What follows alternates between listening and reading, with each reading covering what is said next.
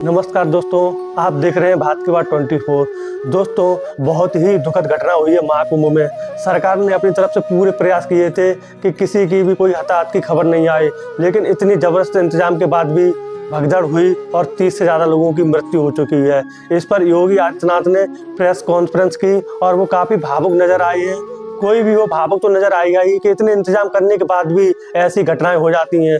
दोस्तों, अगर आप भी महाकुंभ जा रहे हैं तो वहाँ जल्द से जल्द आने की कोशिश करिए और जहाँ भी जिस घाट पर आप पहुँचते हैं वहीं से डुबकी लगाकर वापस आइए। ऐसा मत करिए कि वहाँ पे 3 बार कोई डुबकी लगा रहा है, कोई 4 बार डुबकी लगा रहा है, कोई डुबकी लगाकर वहीं रुक जाता है। ऐसे अव्यवस्था फैलती है और शासन प्रशासन दोनों ही नाकाम हो जाते हैं। इस घटना को लेकर योगी आदित्यनाथ ने क्या कहा है, आइए सुनते हैं। में श्रद्धालुजन ब्रह्म मुहूर्त का भी इंतजार कर रहे थे। एक दुर्भाग्यपूर्ण हादसा इसी दौरान अखाड़ा मार्ग पर संगम के तट पर हुआ, जिसमें 90 से ज्यादा लोग गंभीर रूप से या सामान्य रूप से घायल हुए। यह हादसा भारी भीड़ के द्वारा अखाड़ा मार्ग के बैरिकेडिंग्स को तोड़ने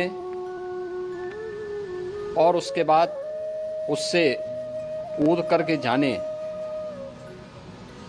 के कारण वहां पर हुआ है, जिसमें 30 के आसपास लोगों की दुखद मृत्यु हुई है। 36 घायलों का प्रयागराज में उपचार चल रहा है। शेष घायलों को उनके परिवार के सदस्य लेकर के चले गए हैं। घटना दुखद है, मर्माहत करने वाला है।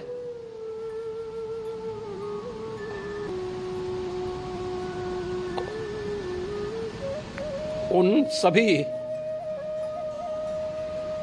परिजनों के प्रति हमारी पूरी संवेदना है। हम लोग रात्रि से ही लगातार प्रशासन के संपर्क में हैं। मेला प्राधिकरण, पुलिस प्रशासन, एनडीआरएफ, एसडीआरएफ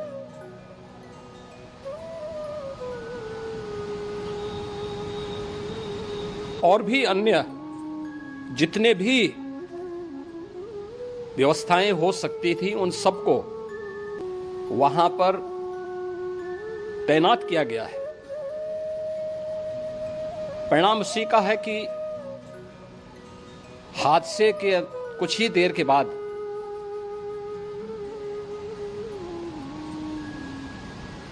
राहत कार्य को ग्रीन कॉरिडोर बना करके प्रशासन ने, पुलिस ने, एनडीआरएफ और एसडीआरएफ के स्वयंसेवकों ने सभी लोगों को हॉस्पिटल तक पहुंचाने का काम किया है। लेकिन दुर्भाग्य से इस दौरान ये मौतें हुई हैं।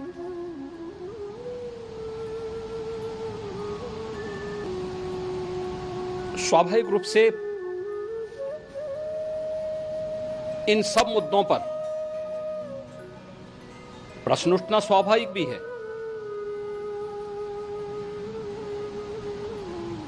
उपचार के बाद बहुत सारे लोग अपने परिवारजनों के साथ जा चुके हैं, उनके परिवार के लोग ले जा चुके हैं। जो बाकी बचे हैं उनका उपचार चल रहा है। उपचार के सारे इंतजाम वहां किए गए हैं।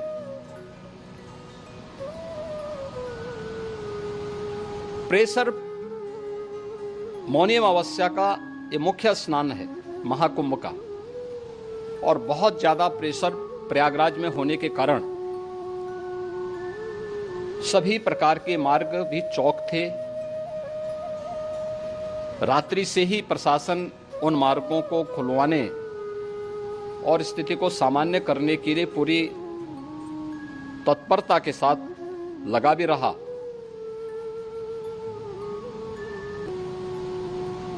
ये सभी घटनाओं के बाद, ये जो हादसा हुआ है, इस हादसा के बाद वहां पर अखाड़ों ने जो आज अमृत स्नान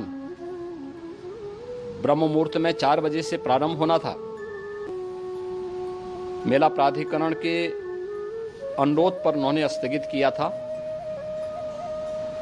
अपराह्न में अमृत स्नान प्रारंभ हुआ, जिसमें सभी अखाड़ों ने और अन्य जो सहयोगी संस्थाएं हैं उन लोगों ने इसमें भाग लिया। सभी पूज्य आचार्य महामंडलेश्वर भी इस अमृत स्नान में भागीदार बने। प्रयागराज में आज 8 करोड़ से अधिक लोगों का, श्रद्धालुओं का दबाव था। यद्यपि अगल बगल के जनपदों में मिर्जापुर, भदोई, प्रतापगढ़, फतेहपुर, कौशाम्बी, इन सभी जनपदों में भी होर्डिंग एरिया बना करके काफी बड़े पैमाने पर श्रद्धालुओं जनों को रोका गया था, जिन्हें अमृत स्नान संपन्न होने के बाद, जब सभी अखाड़े स्नान संपन्न कर चुके हैं, उसके बाद अब वहां से रिलीज किया गया है।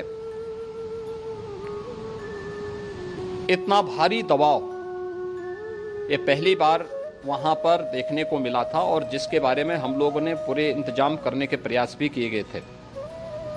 रेलवे स्टेशनों पर, चाहे वह जोशी हो, चाहे वह प्रयागराज सिटी हो, प्रयागराज हो, फाफामऊ हो, उन सभी पर लगातार दबाव बना रहा। रेलवे ने भी इस दौरान वहां के दबाव को ध्यान में रखते हुए मेला स्पेशल चलाई। रूटीन और मेला स्पेशल को मिलाकर के लगभग 300 से अधिक ट्रेन रेलवे के द्वारा अब तक चलाई जा चुकी हैं, और जिससे श्रद्धालु जनों को उनके गंतव्य तक पहुंचाया जा सके। उत्तर प्रदेश परिवहन निगम ने भी अपनी 8000 से अधिक बसेज श्रद्धालु जनों को उनके गंतव्य तक पहुंचाने के लिए लगाया हुआ है, और जिससे उन सबको सुरक्षित उनके घरों तक पहुंचाया जा सके। दिन भर स्मूथली, बहुत ही सुगमता के साथ पूरा स्नान इसके बाद हुआ है, जिसमें पूज्य शंकराचार्य, आचार्य महामंडलेश्वर, वरिष्ठ संतजन और सभी अखाड़ों ने इसमें पूरा सहयोग भी किया और पूरे कार्यक्रम को सकुशल संपन्न करने में अपना योगदान भी दिया है। ये सभी घटनाएं मर्माहत करने वाली भी हैं और एक सबक भी है, लेकिन हादसे के तह में भी जाने की आवश्यकता है। और इसी दिशा से सरकार ने भी तय किया है कि हम इसकी एक जुडिशियल इंक्वायरी भी करेंगे, क्योंकि कई बार रिव्यू होने के बाद स्थानीय स्तर पर हर प्रकार की सतर्कता के बाद आखिर कहां से ऐसे हादसे फिर भी होते हैं और हुए हैं। इसके लिए हम लोगों ने न्यायमूर्ति हर्ष कुमार के नेतृत्व में पूर्व डीजी श्री वीके गुप्ता और retired IAS Shri DK Singh, इन 3 सदस्यीय जुडिशियल कमीशन को भी इसके लिए गठित किया जा रहा है। इन सभी अन्य कार्यों के साथ साथ हम लोगों ने वहां की पूरी घटना पर आज पूरे दिन भर एक एक घटना को लेकर के मुख्यमंत्री का जो कंट्रोल रूम था, उस कंट्रोल रूम से भी, चीफ सेक्रेटरी के कंट्रोल रूम से भी, डीजीपी के कंट्रोल रूम से भी लगातार इन चीज़ों की मॉनिटरिंग की जाती रही। दिन भर बैठक चली है और लगातार एक एक घटना को लेकर के वहाँ पर प्रशासन के साथ संवाद भी रहा है, विभिन्न अखाड़ों के साथ संवाद रहा है, अन्य संतों के साथ भी दिन भर हम लोग संवाद बनाते रहे हैं। प्रातःकाल से आदरणीय प्रधानमंत्री जी का,